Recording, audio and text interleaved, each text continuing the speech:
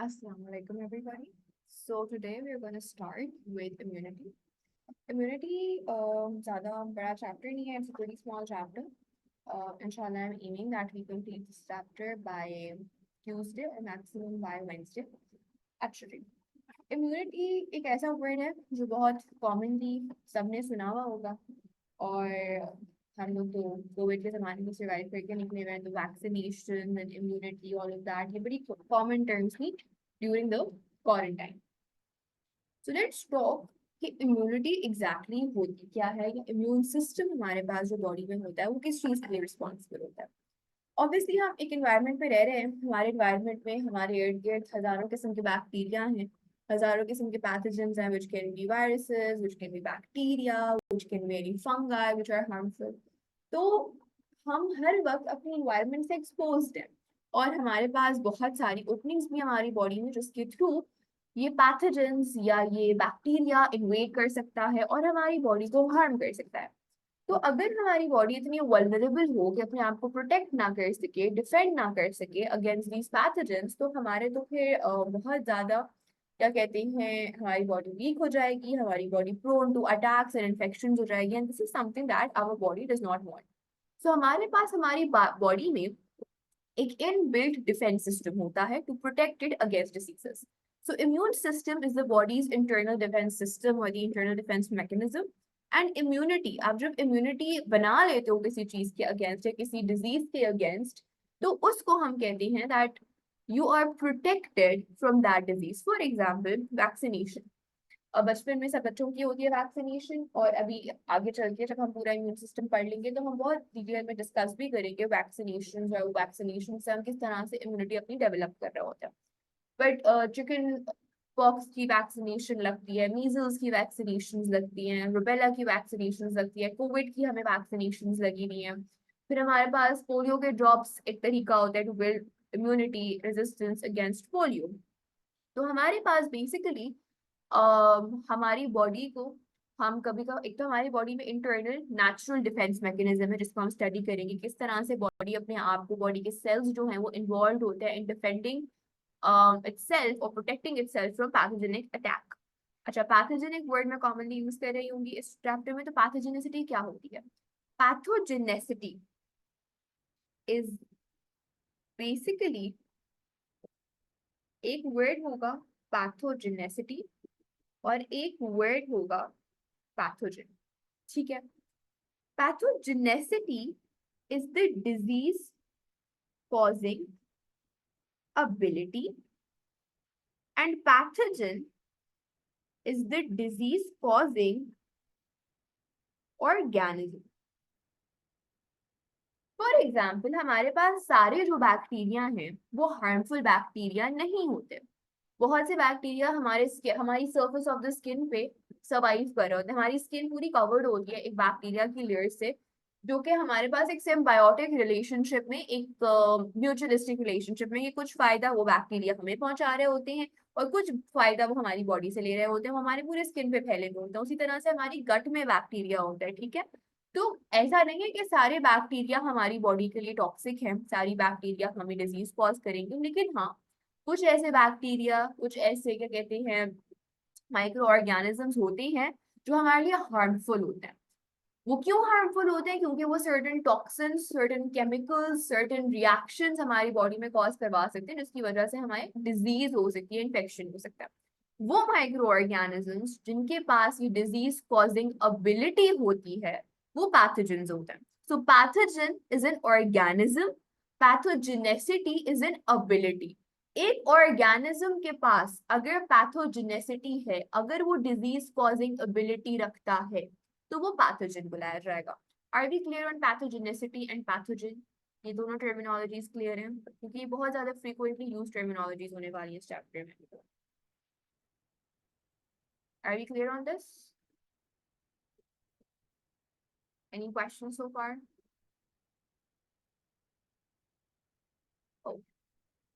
अच्छा जी.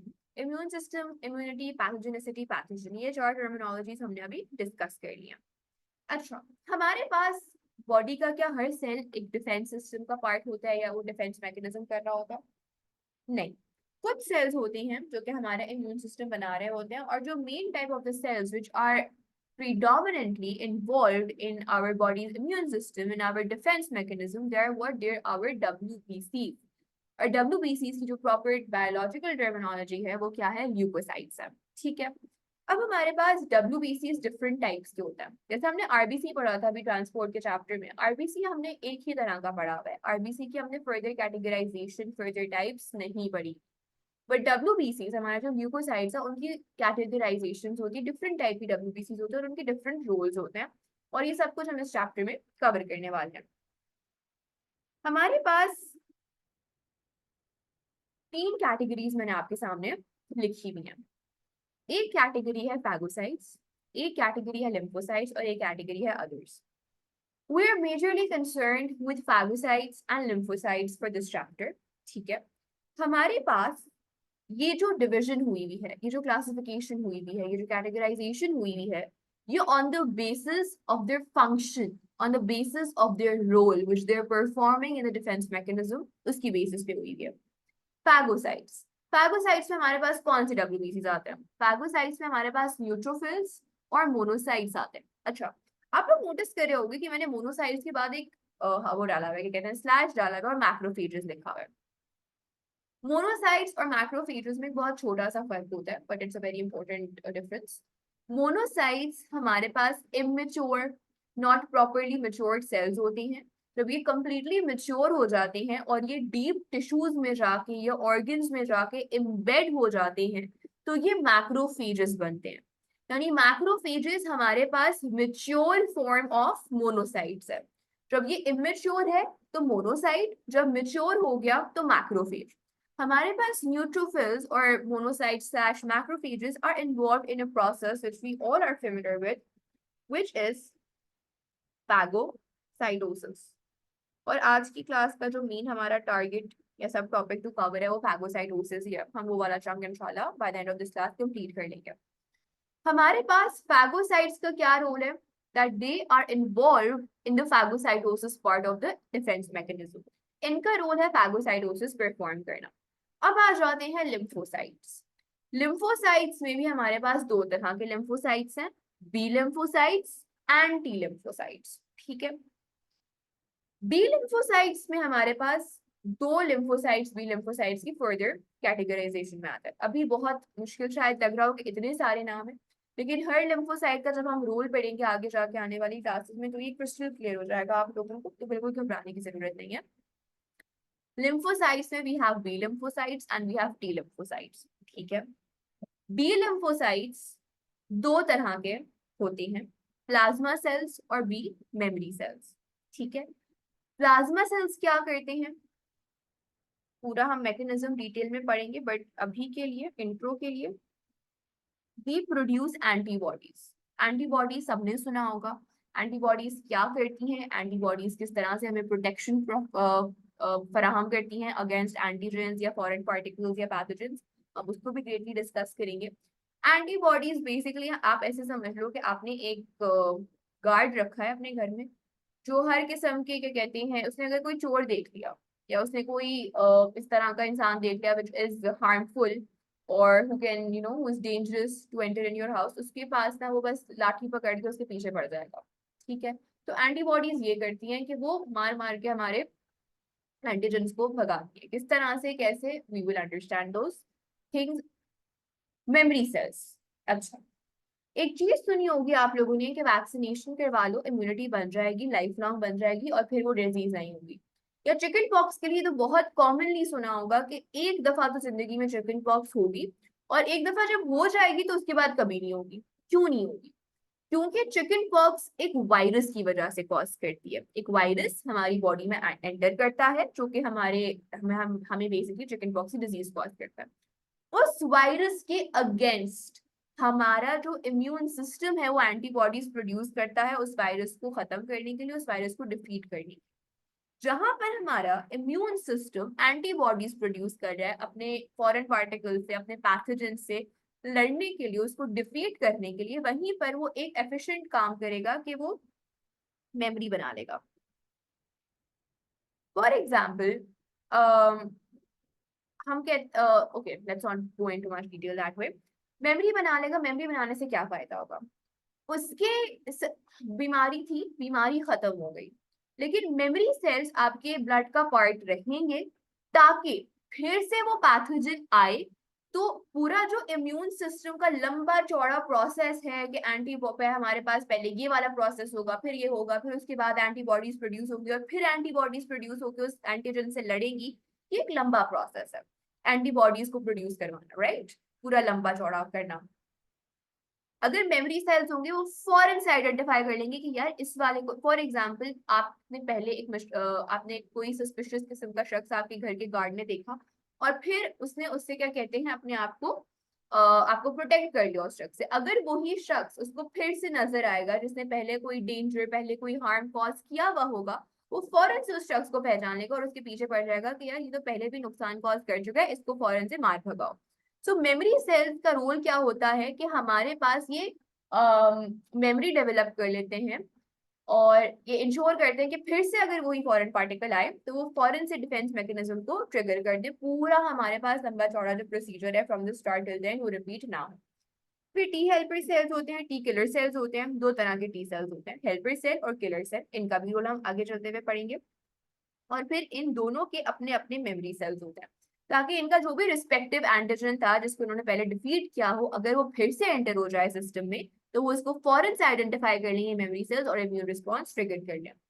इन सब सेल्स के अलावा, इन सब डब्ल्यूबीसीज के अलावा, देयर आर सर्टेन डब्ल्यूबीसीज, eosinophils and basophils. Eosinophils basically आपके जब इन्फेक्शंस होता है ना, तो एसिनोफिल्स आपके इन्फेक्शन जब आपको हो रहा होगा और आप जाके अपना ब्लड कल्चर टेस्ट करवाओगे तो आप देखोगे कि आपके जो एसिनोफिल्स है उनका जो रेंज है, उनका जो नंबर है वो बढ़ा हुआ होगा। व्हाई?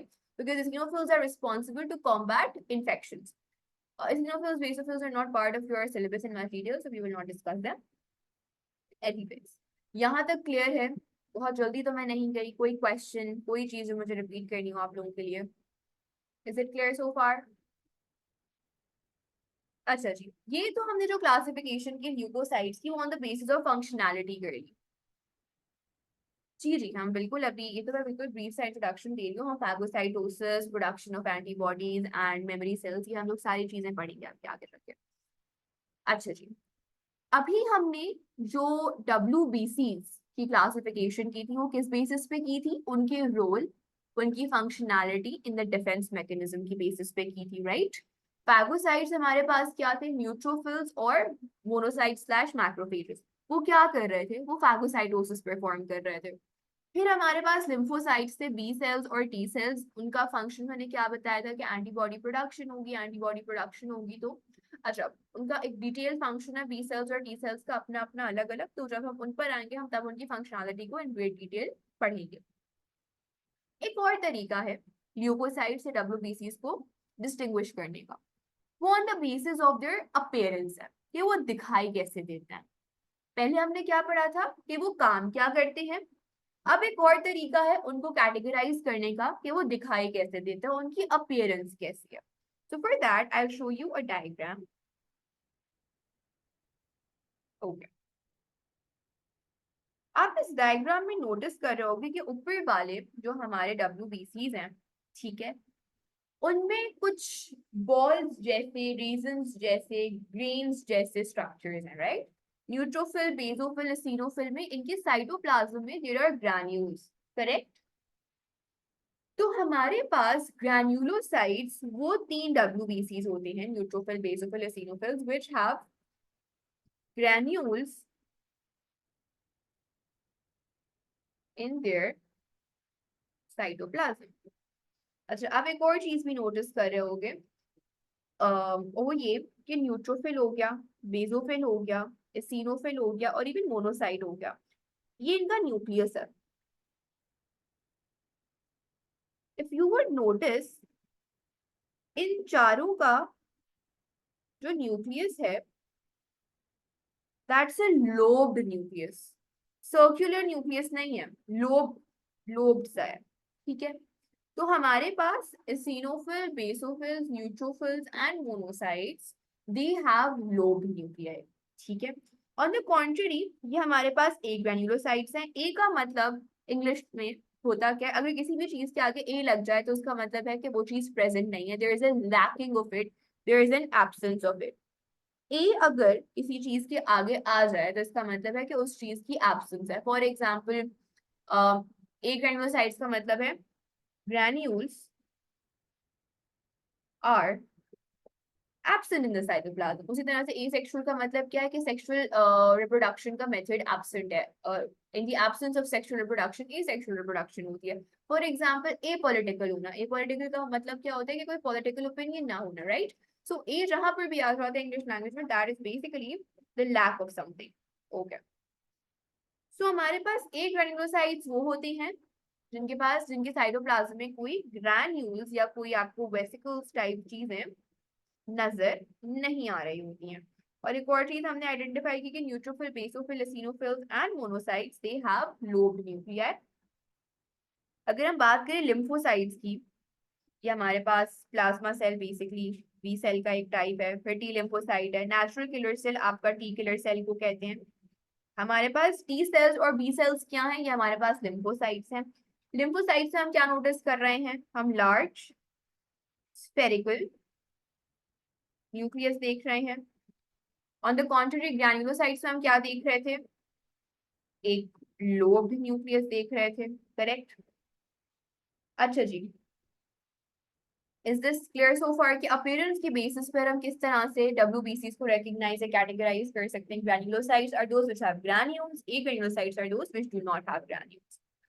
अच्छा जी, ये कुछ टर्मिनोलॉजीज आसान आसान सी पढ़ते हैं और फिर हम इंशाल्लाह फैगोसाइटोसिस और इम्यून सिस्टम, इम्यून रिस्पॉन्स की तरफ बढ़ते हैं। एंटीजन, बहुत कॉमनली इस्तेमाल किया जाने वाला अल्फाज बायोलॉजी में एंटीजन। एंटीजन होता क्या है, antigen is a macromolecule. Macromolecule क्या होता है, एक बड़ा मॉलिक्यूल, छोटा मॉलिक्यूल नहीं, थोड़ा सा बड़ा मॉलिक्यूल, ठीक है। A macromolecule is basically a protein, usually a protein, not always a protein. Macromolecule आपका प्रोटीन के अलावा भी कुछ हो सकता है एंटीजन की फॉर्म में, बट यूजुअली एंटीजन आपके क्या होते हैं, आपके प्रोटीन होते हैं, ठीक है। और एंटीजन की खासियत ये होती है कि ये एक ऐसा मैक्रोमोलेक्यूल है जो कि ट्रिगर कर सकता है एक इम्यून रिस्पॉन्स को, यानी ये आपके इम्यून सिस्टम को एक्टिवेट कर सकता है कि चलो भाई काम पे लग जाओ, ठीक है। अब सवाल ये है कि एंटीजन, क्या हर एंटीजन इम्यून रिस्पॉन्स को ट्रिगर करेगा? That depends on your body cell types. When you are doing the topic of cell structure, तो sorry, cell membrane and transport, तो हमने एक बात पढ़ी थी कि हमारे पास जो ग्लाइकोप्रोटीन्स होते हैं, ग्लाइकोप्रोटीन्स क्या होते हैं, अगर ये मेरी सेल है तो ये जो बाउंड्री है ये इसकी सेल मेम्ब्रेन है, राइट। सेल मेम्ब्रेन पे कुछ ग्लाइकोप्रोटीन्स लगे हुए होते हैं। वो ग्लाइकोप्रोटीन्स जो होते हैं वो यूनिक इन शेप होते हैं, करेक्ट। तो अगर वो यूनिक इन शेप हैं तो हमारे पास उनकी शेप, उनकी आइडेंटिटी होती है। जैसे आईडी कार्ड आप पहन के जाते हो अपनी ऑर्गेनाइजेशन में, राइट। तो वो जो आईडी कार्ड आप पहन के जाते हो तो वो बताता है आपकी आइडेंटिटी क्या है, आप इस स्कूल के स्टूडेंट हो कि नहीं हो। उसी तरह से जो ग्लाइकोप्रोटीन्स होती हैं आपके सरफेस पर, some of them act as your antigens. Antigen का क्या मतलब है in this case scenario, cell recognition markers. Cell की पहचान करवाते हैं ग्लाइकोप्रोटीन्स जो सेल सरफेस मेम्ब्रेन पे लगे हुए होता है। अब हमारे पास, आप लोगों ने ब्लड ग्रुप्स का नाम सुना होगा, ए ब्लड ग्रुप होता है, बी ब्लड ग्रुप होता है, ओ ब्लड ग्रुप होता है, राइट। हर ब्लड ग्रुप जो है वो रिसीव नहीं कर सकता किसको, for example I am B positive, मेरे पास जी एंटीजन हमारे पास सेल की सरफेस पर होता है। सेल की जो सरफेस होती है, सेल की जो बाउंड्री होती है, उस पर हमारे पास एंटीजन होता है। Does it answer your question Jain? Cell की जो सरफेस होती है उस पे हमारे पास एंटीजन्स प्रेजेंट होता है। तो हमारे पास ब्लड ग्रुप्स होते हैं, A blood group, B blood group और ओ ब्लड ग्रुप। तो हमारे पास ये हमने जो नाम ए बी और ओ दिए हुए वो क्यों दिए हुए? फॉर एग्जाम्पल, मेरे पास अगर एक ब्लड, मेरा ब्लड ग्रुप है बी पॉजिटिव, तो बी पॉजिटिव का मतलब ये है कि मेरे जो सेल्स हैं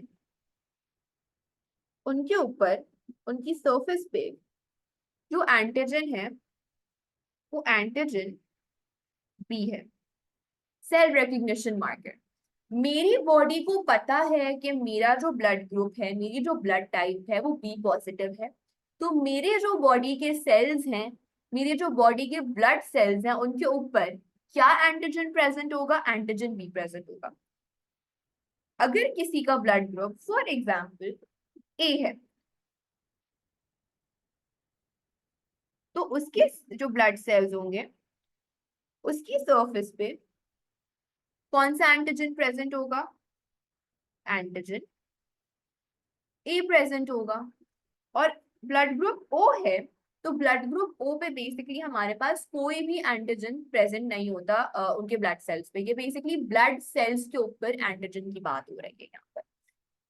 सो मेरे पास antigen B is very different from antigen A, right? तो एंटीजन बी फॉर एग्जाम्पल मेरे ब्लड का जो टाइप है दैट इज एंटीजन बी, तो मेरे ब्लड सेल्स पे क्या एंटीजन लगा हुआ है? एंटीजन बी लगा हुआ है। तो मेरे बॉडी के जो WBCs हैं, जो मेरे बॉडी का डिफेंस सिस्टम है, उसको पता है कि जो एंटीजन बी वाले सेल्स हैं वो तो बॉडी के अपने सेल्स हैं, ये तो अपने लोग हैं, इनका तो कोई खतरा नहीं है, इनको हार्म नहीं करना। अगर मेरी बॉडी में एंटीजन ए एंटर हो जाए, एक किसी ए ब्लड ग्रुप वाले ने मुझे ब्लड डोनेट कर दिया, मेरी का जो बॉडी का डिफेंस मैकेनिज्म है, मेरी बॉडी के जो WBCs हैं, उसने कभी ये पार्टिकल देखा ही नहीं है ये ब्लड सेल, ठीक है, ये RBC है, ये भी RBC है, कहने को तो सेल तो सेम है, RBC को मैंने RBC और ऐड कर दिया, लेकिन उस RBC के सरफेस पे जो उसका सेल रिकग्निशन मार्कर है, उसकी जो सेल आइडेंटिटी है, उसका जो एंटीजन है वो फॉरेन है। वो मेरे बॉडी के ब्लड के जो WBCs हैं उन्होंने कभी नहीं देखा, वो मेरी बॉडी के लिए फॉरेन है। मेरे WBCs ऐसे एंटीजन को, ऐसे RBC को जिसपे किसी और ब्लड ग्रुप का एंटीजन लगा हुआ है, उसको फॉरेन पार्टिकल समझ के, उसको पैथोजन समझ के उसको अटैक करेंगे, उसको मारेंगे, उसको क्या कहते हैं, फॉर एग्जाम्पल क्लॉट कर देंगे, जिसकी वजह से मेरे पास ये RBC जो फॉरेन RBC था, इसकी क्लॉटिंग हो जाएगी, और क्लॉटिंग की वजह से मेरी ब्लड वेसल्स जो हैं वो ब्लॉक हो जाएंगी, और that would eventually cause death. ठीक है, तो एंटीजन बेसिकली क्या है? Antigen is a cell recognition marker. Antigen cell की सरफेस पे होता है जो बताता है सेल की आइडेंटिटी क्या है। हमारे पास दो एंटीजन होते हैं, एक सेल्फ एंटीजन, वो एंटीजन जो मेरी बॉडी के सेल्स के ऊपर लगा हुआ है। सेल्फ एंटीजन के अगेंस्ट क्या मेरा इम्यून रिस्पॉन्स कोई भी किस्म का एक्शन ट्रिगर करेगा? बॉडी के अपने सेल्फ एंटीजन के खिलाफ इम्यून रिस्पॉन्स कोई डिफेंस मैकेनिज्म रिस्पॉन्स को ट्रिगर करेगा? What do you guys have to say on that? Then you are saying कि WBCs अटैक करेंगे मेरे बॉडी के अपने एंटीजन को? यस। हमारा जो इम्यून सिस्टम है और जो इम्यून सिस्टम के जितने भी सेल्स हैं, वो सेल्फ एंटीजन को कभी भी टारगेट नहीं करेंगे, नॉन सेल्फ या फॉरेन एंटीजन को वो टारगेट करेंगे। So now we know this. So let's quickly read through this. Self-antigen is an antigen that is not foreign to your body and will not trigger an immune response. Non-self-antigen, or you can call it a foreign antigen, is an antigen that is foreign to your body and will trigger an immune response. Self-antigen को वो कुछ भी नहीं करेगा, वो कहेगा ये तो अपना बंदा है, इसको मैं क्यों हार्म पहुंचाऊं। लेकिन नॉन सेल्फ एंटीजन को जैसे ही देखेगा, फौरन से एक इम्यून रिस्पॉन्स हमारे इम्यून सिस्टम में ट्रिगर हो जाएगा। Is this clear so far? Now immune response है क्या? देर से मैं कह जा रही हूँ immune response, immune response, immune response. Immune response is a complex series of reactions carried out by phagocytes and lymphocytes in response to a foreign, which you can call a non-self antigen. हमारे पास immune response में हमारे phagocytes और lymphocytes involve होते हैं, ये मिलकर कुछ reactions की सीरीज कॉज होती है। एक हमारे पास स्टेप बाय स्टेप, या एक तो कहते हैं ना first line of defence mechanism, second line of defence mechanism and third line of defence mechanism, यानी first second third level. For example मुझे नहीं पता कॉलेज लेवल्स में होता है क्या नहीं होता, लेकिन यूनिवर्सिटी लेवल पे होता है कि आपकी जो क्लास होती है ना, बहुत बड़ी सी क्लास होती है, 50-100 लोगों की होती है, तो एक CR बनता है, क्लास रिप्रेजेंटेटिव, ठीक है। सीआर इज बेसिकली आपको अगर कोई बात किसी टीचर तक पहुंचानी है या आपको कोई बात अपने किसी प्रिंसिपल या हेड ऑफिस तक पहुंचानी है तो आप डायरेक्टली नहीं जाते, आप सीआर के थ्रू जाते हो। सीआर तय कर यार ये तो मेरे बस की बात है, फिर आप ऑफिस पे जाते हो, फिर आप उससे हायर लेवल पे अप्रोच करते हो। आप डायरेक्टली कभी भी हायर पर्सन को डायरेक्टली जाकर अप्रोच नहीं करोगे, एक चैनल है, एक पाथवे है जिसके थ्रू होते हुए आपको जाना है। तो उसी तरह से पहला डिफेंस मैकेनिज्म, फिर दूसरा डिफेंस मैकेनिज्म है, फिर तीसरा डिफेंस मैकेनिज्म है। ठीक है, तो हमारे पास हर लेवल पे बॉडी ने अपने आप को प्रोटेक्ट करने की हर मुमकिन कोशिश की हुई है। और अब हम इन डिफेंस सिस्टम्स की कैटेगराइजेशन को पढ़ते हैं। नो, अगेन हमारे पास लिम्फोसाइट्स प्रोड्यूस करती हैं एंटीबॉडीज को, और लिम्फोसाइट्स भी खाली बी लिम्फोसाइट्स, और बी लिम्फोसाइट्स में भी सिर्फ प्लाज्मा सेल्स आपकी एंटीबॉडी प्रोडक्शन करता है। तो इंशाल्लाह हम कल इस पूरे मैकेनिज्म को पढ़ेंगे, तो कल की क्लास में ये चीज आपको क्लियर होगी। लेकिन जो फैगोसाइट्स हैं, क्योंकि अभी फैगोसाइटोसिस की तरफ ही हम मूव करें, तो फैगोसाइटोसिस आप जब पढ़ोगे तो आपको पता चलेगा कि फैगोसाइटिक रिस्पॉन्स जो होता है वो हमारे पास नॉन स्पेसिफिक रिस्पॉन्स होता है। इसका क्या मतलब है अभी आपको 5-10 मिनट में क्लियर हो जाएगा। Wait for your answer. Antibody कौन प्रोड्यूस करता है? एंटीबॉडी बी सेल्स के जो प्लाज्मा सेल्स हैं वो प्रोड्यूस करता है। ठीक है, तो your phagocytes do not produce antibodies, वो खाली फैगोसाइटोसिस यानी इनगल्फिंग ऑफ द पैथोजन या digestion of the pathogen cause करता है, या उनका रिस्पॉन्सिबिलिटी खाली फैगोसाइटोसिस होता है, एंटीबॉडी प्रोडक्शन नहीं होता है। ठीक है।